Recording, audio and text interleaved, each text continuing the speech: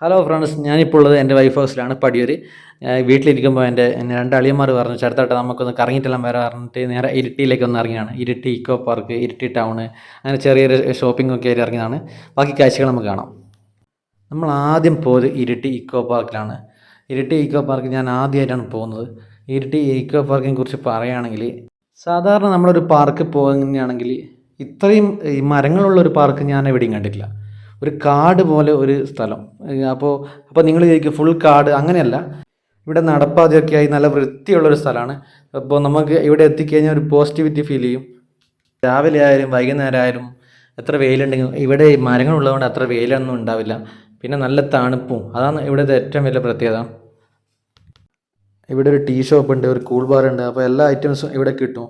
അപ്പോൾ വേറൊരു സ്ഥലത്ത് പോകേണ്ട ആവശ്യമില്ല, നമുക്ക് അത്യാവശ്യമുള്ള എല്ലാ സൗകര്യവും ഉണ്ട് ഇവിടെ. ഇവിടുത്തെ ഏറ്റവും വലിയ അട്രാക്ഷൻ ഇതുപോലത്തെ വലിയ വലിയ മരങ്ങളും അതിൻ്റെ ഇടയിൽ കൂടിയുള്ള വഴികളും, ഓരോ സ്ഥലത്തും ഇരിപ്പിടങ്ങൾ അവർ തയ്യാറാക്കി വെച്ചിട്ടുണ്ട്. ഈ വലിയ വലിയ മരങ്ങൾക്കിടയിലുള്ള ഈ ചെറിയ ചെറിയ വഴിയിലൂടെയൊക്കെ നടന്നു പോകുമ്പോൾ കിട്ടുന്ന ഒരു നൊസ്റ്റാൾജിയ ഫീൽ ഭയങ്കരമാണ്. പിന്നെ ഇവിടെയുള്ള ഏറ്റവും വലിയ അട്രാക്ഷൻ ഈ സൈഡിലുള്ള പുഴയാണ്. ഈ പുഴയുടെ തണുപ്പും നമുക്ക് ഈ സൈഡിൽ നിൽക്കുമ്പോൾ കിട്ടുന്നുണ്ട്. അവർ വേറൊരു കാര്യം കൂടി ചെയ്തിട്ടുണ്ട്, സൈഡിൽ വേലി തീർത്തിട്ടുണ്ട്. ഈ വേലീൻ്റെ അപ്പുറം നിന്നിട്ട് നമുക്ക് ഈ കാഴ്ചകൾ കാണാൻ പറ്റും.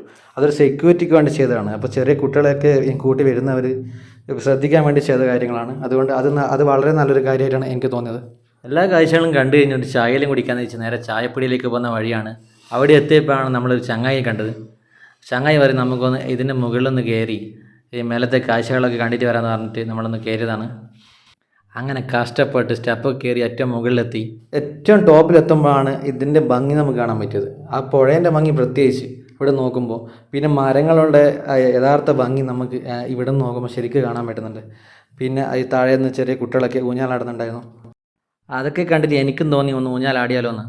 ഞാനും വന്ന് താഴെ നിന്ന് ഊഞ്ഞാലൊക്കെ ആടി. നല്ല വൈബായിരുന്നു, അടിപൊളിയായിരുന്നു. അതൊക്കെ കഴിഞ്ഞ് അവിടെ വന്നിരുന്ന് കുറച്ച് വർത്താനമൊക്കെ പറഞ്ഞ് നമ്മുടെ ചങ്ങയോട് ബായ് പറഞ്ഞ് അവിടെ നിന്ന് ഇറങ്ങി. പിന്നെ നേരെ ഇരിട്ടി ടൗണിലേക്ക് എത്തി. ഇരിട്ടി ടൗണിലെത്തിയിട്ട് എനിക്ക് കുറച്ച് ഷോപ്പിംഗ് ഉണ്ട്. ഷോപ്പ് ചെയ്യാൻ പോകുന്നത് ആരാണെന്നറിയോ? കണ്ടോളൂ. അദ്രിക്ക് വേണ്ടിയിട്ടാണ്. അദ്രിക്ക് കുറച്ച് കളിപ്പാട്ടങ്ങളൊക്കെ വാങ്ങാൻ വേണ്ടിയിട്ടാണ് നേരെ വന്നത്. അദ്രി പിന്നെ കളിപ്പാട്ടങ്ങൾ കുറേ സെലക്ട് ചെയ്തു. അത് കഴിഞ്ഞ് നേരെ പോയ തൊട്ടപ്പുറത്തെ ഷോപ്പിലാണ്. ആ ഷോപ്പിൽ മാമനെയും കൂട്ടി പോയി. മാമനോട് എന്തോ പറയുന്നുണ്ട് അവൻ, നോക്കാം നമുക്ക് എന്താണെന്ന്. ഓരോ പാവ എടുത്തിട്ട് ആ പാവ വേണം എന്ന് പറയുന്നുണ്ട്. മാമൻ ആകെ കൺഫ്യൂഷനാണുള്ളത്, ഏതാ വാങ്ങിക്കൊടുക്കേണ്ടതെന്നുള്ളത്. ചോപ്പ് എടുത്തു, ചോപ്പ് വേണമെന്ന് പറഞ്ഞു. അത് കഴിഞ്ഞ് നേരെ മഞ്ഞ വേണമെന്ന് പറയുന്നുണ്ട്. ഇനി ഏതാമോ എടുക്കുക ഒന്നും പറയാൻ പറ്റില്ല. മാമൻ ആ കൺഫ്യൂഷനാണ്. വീണ്ടും ചോപ്പ് എടുത്തു. അദ്രീൻ്റെ ഷോപ്പിങ്ങിൻ്റെ ക്ഷീണം തീർക്കാൻ വേണ്ടി നമ്മളെല്ലാവരും പോയത് ഒരു കഫേയിലേക്കായിരുന്നു. അപ്പോൾ എല്ലാവരും ഫലൂദക്കാണ് ഓർഡർ ചെയ്തത്.